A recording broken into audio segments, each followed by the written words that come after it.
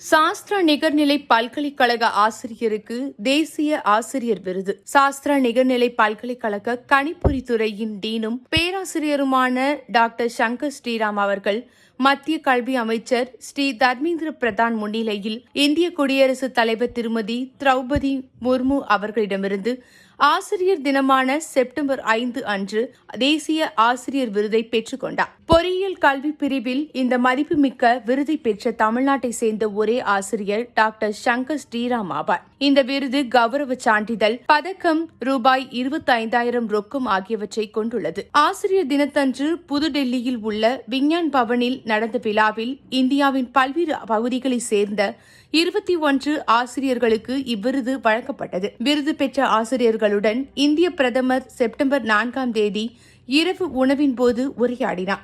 மேலும் செப்டம்பர் 5ஆம் தேதி பள்ளி ஆசிரியர்கள் உள்பட அனைத்து வெற்றியாளர்களையும் வாழ்த்துவதற்காக அமைச்சர் பிரதான் இரவு உணவு வழங்கினார்.